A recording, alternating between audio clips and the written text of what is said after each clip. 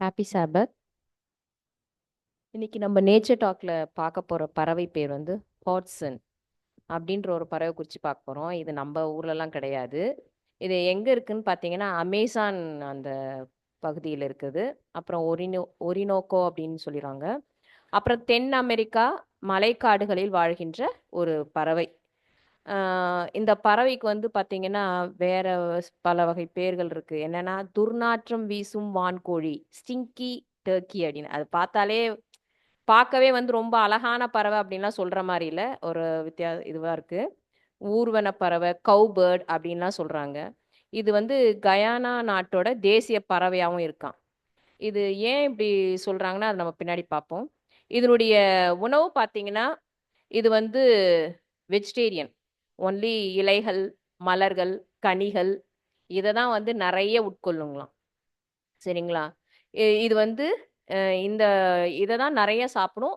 மற்றபடி மற்ற பேர்ட்ஸ் சாப்பிடுற மாரி அந்த இன்செக்ட்ஸ் அதெல்லாம் சாப்பிடறதுக்கு வாய்ப்பில்ல. ஆக்சிடென்டலா ஏதாவது செடி கொடியோட வந்தா தான். அந்த மாதிரி தான். ஸோ மோஸ்ட்லி வந்து அதனுடைய ஃபுட் வந்து இந்த வெஜிடேரியன் தான். லீவ்ஸு, ஃப்ரூட்ஸு, அ ஃப்ளவர்ஸ் எல்லாமே சாப்பிடக்கூடிய பறவை.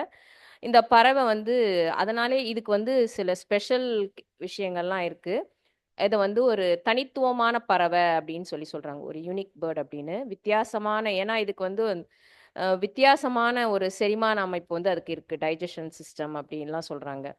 அ அது மட்டும் இல்ல, இது வந்து இதனுடைய இது பரம்பரை அப்படின்னு பார்த்தீங்கன்னா, வரலாற்றுக்கு முந்தைய இருந்த பறவைகள். எப்படின்னா, அந்த டைனோசர் பீரியட்ல இருந்துச்சுங்களா, அந்த மாரி ஒரு பேர்டோட இதுதான் வந்து இதனுடைய பரம்பரையே அப்படின்னு சொல்லப்படுது. ஆ அப் இது வந்து நல்லா நீந்தக்கூடிய பறவை. நல்ல அது மட்டும் இல்ல, இது ஒரு பார்த்தீங்கன்னா தான் சொல்றேன். அசாதாரண தோற்றம் தான். ஒண்ணும் பெரிய இதுவா இருக்காது.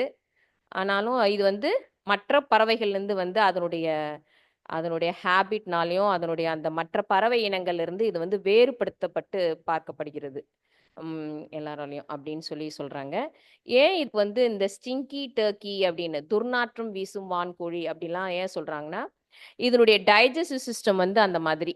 அம் என்னது ஆடு, மாடுக்கெல்லாம் உள்ளதுல்ல, அதே மாதிரி தான் இதுக்கும் இந்த பேர்டுக்கும் இருக்காம்.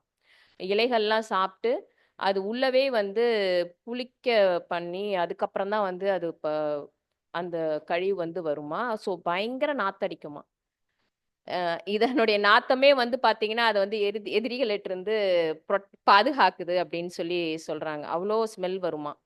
ஆ ஆனா அது பார்த்தீங்கன்னா, நம்ப ஆடு, மாடோட சாணம் எப்படி உரமா பயன்படுதோ, அந்த மாதிரி தான் வந்து இதுவும் பார்த்தீங்கன்னா, சுற்றுப்புற சூழலுக்கு ஒரு நல்ல அ பறவையா வந்து இது வந்து இருக்குது அப்படின்னு சொல்றாங்க. இது ஒரு ஸ்பெஷல் கேரக்டர் அந்த ஒரு டைஜஸ்டிவ் சிஸ்டம் தான். அதாவது சுவாரஸ்யமான ஒரு செரிமான அமைப்பு கொண்டுள்ளது. சாப்பிடுற இலைகள் வந்து வயிற்றுல போயிட்டு, அதுல வந்து பாக்டீரியாஸ் இருந்து அத வந்து நொடிக்க வச்சு தான் புளிக்க வச்சு தான் அத வந்து வெளிய அனுப்புது அப்படின்னு சொல்றாங்க. அப்புறம் இதுவும் பார்த்தீங்கன்னா, ஒரு கூட்டமா வாழக்கூடிய பறவை. 15 டூ 100 பேர்ட்ஸ் அந்த மாதிரி கூட்டமாவும், ஒரு குழுவாவோ, இல்ல ஒரு மந்தையாவும் வந்து வாழக்கூடிய பறவையா இருக்குது அப்படின்னு பார்க்குறோம். அதனுடைய ஃபேமிலின்னு பார்த்தோம்னா, மற்ற பறவைகள் போல இதுவும் வந்து ஆ ஆண், பெண் 2மே வந்து என்ன செய்யுமா, அந்த குஞ்சு பொரிச்சு வளர்க்குற வரைக்கும் 2ம் சேர்ந்து தான் வந்து எல்லாமே செய்யக்கூடியதா இருக்கு அப்படின்னு சொல்றாங்க. இது வந்து அதனுடைய குரல்களால வந்து ஒருத்தர் ஒருத்தர் தொடர்பு கொள்றதுக்கு, பெண் இத வந்து சேர்றதுக்கு அந்த மாரி விஷயங்களுக்கெல்லாம் அதனுடைய குரல் பயன்படுது. அப்புறம் இதனுடைய இன்னொரு ஸ்பெஷல் கேரக்டர் பார்த்தீங்கன்னா, அந்த அந்த குஞ்சுகள், அந்த பொரிக்கிற குஞ்சுகளுக்கு வந்து பார்த்தீங்கன்னா, அந்த ரெக்கையில வந்து அதுங்களுக்கு நகங்கள் போன்ற ஒரு இது இருக்குங்களாம். ரெக்கையில. அதுதான் வந்து அதனுடைய ஸ்பெஷல் கேரக்டர். ஸோ இது வந்து என்ன செய்யுதுன்னா, அந்த மரத்துல ஏறுறதுக்குலாம் வந்து அந்த குஞ்சுகள் வந்து அந்த ரெக்கைகளவையும் வந்து கை மாதிரி வச்சு ஏறுறதுக்கு வந்து யூஸ் பண்ணுது. மேலே அத வந்து இந்த மாதிரி யூஸ் பண்ணுது. இது கூடுகள் எங்க கட்டும்ன்னு பார்த்தீங்கன்னா, ஆ அந்த நீர்நிலைகள் இருக்கிற அந்த ஓரத்துல இருக்கிற மரங்கள், புதர்கள் அந்த மாரி இடத்துல தான் அது வந்து கூடுகள் கட்டி, முட்டையிட்டு குஞ்சு பொரிக்குமாம். அப்ப வந்து ஏன் அப்படி செய்யுதுன்னா, அப்பதான் வந்து சப்போஸ் அந்த குஞ்சுகள் இருக்கும்போது, யாராவது அத வந்து சாப்பிடறதுக்கு வந்தாலோ, அந்த குஞ்சுகள் வந்து தண்ணிக்குள்ள குதிச்சு, நீந்தி அதுக்கப்புறம் பொறுமையா அந்த கிளைகள்ல வந்து அது பிடிச்சி ஏறி அந்த கூட்டுக்கு வந்து சேஃபா வந்து வருமா. இது ஒரு ஸ்பெஷலான ஒரு கேரக்டர் அதுக்கு கடவுள் குடுத்திருக்கிறாரு. ஸோ இப்படிப்பட்ட பறவை தான் அந்த பறவை. இதனுடைய இது வந்து அ மற்றபடி ஒண்ணும் இது இல்ல. அவ்வளதான். ஸோ இதனால வந்து இந்த பறவை வந்து ஒரு தனித்துவமான தோற்றமுடையதாவும், சோஷியல் ஹேபிட் உள்ளதாவும் வந்து பார்க்குறோம். சுற்றுப்புற சூழலுக்கு முக்கிய பங்கு வகிக்குது. பல்லுயிர் சின்னமாக பயோடைவர்சிட்டிக்கு ஒரு சிம்பிளாவும் இது இருக்குது அப்படின்னு சொல்லி பார்க்குறோம். இதுதான் இந்த பேர்டோட கேரக்டரே. ஸோ இந்த மாரி விஷயங்களால இது வந்து என்ன செய்யுதுன்னா, மற்ற பறவைகள விட இது வந்து தனித்துவமா இருக்கிறத நம்ம பார்க்குறோம்.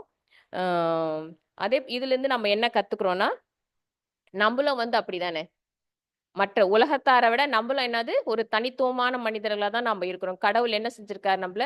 சத்தியத்த சொல்லிக் குடுத்து, அதுலேருந்து நம்மள பிரித்தெடுத்து தனியா தான் வச்சிருக்காரு. அப்ப நம்பளும் என்ன செய்யணும்னா, அந்த மாரி தனித்துவமா நம்பள உலகத்தாரிலிருந்து பிரித்து காட்டக்கூடிய வேலை நமக்கு இருக்கு. கடவுள் நமக்கு அது வந்து குடுத்திருக்கிறாரு.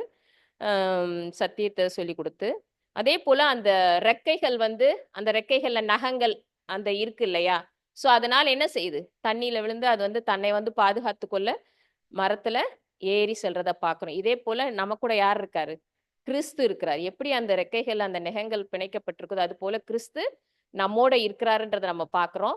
அப்ப நம்ப பரலோகத்துக்கான பாதை வந்து நம்ம எப்படி என்ன பண்ணணும்? கிறிஸ்துவோட சேர்ந்து நம்ம வந்து பரலோகத்துக்கு செல்வதற்கு நம்ப பார்க்கணும். கடைசியா ஒரு வசனத்தோட அத முடிக்கிறேன். சங்கீதம் 1:3 அவன் நீர்க்கால்களின் ஓரமாய் நடப்பட்டு, தன் கனியைத் தந்து இலை உதிராதிருக்கிற மரத்தைப் போலிருப்பான். அவன் செய்வதெல்லாம் வாய்க்கும். ஸோ எப்படி அந்த பறவைகள் வந்து தன்னை பாதுகாத்துக் கொள்றதுக்காக, அந்த நீர்நிலைகள் ஓரத்துல தன்னுடைய கூடுகள கட்டி தன்னை பாதுகாத்துக் கொள்றதோ, அதே மாரி நாமளும் என்ன பண்ணணும்? அந்த நீர்நிலைகள் இருக்கிற மரங்கள போல கனி தரக்கூடியவர்களா இருப்போம். ஆமென்.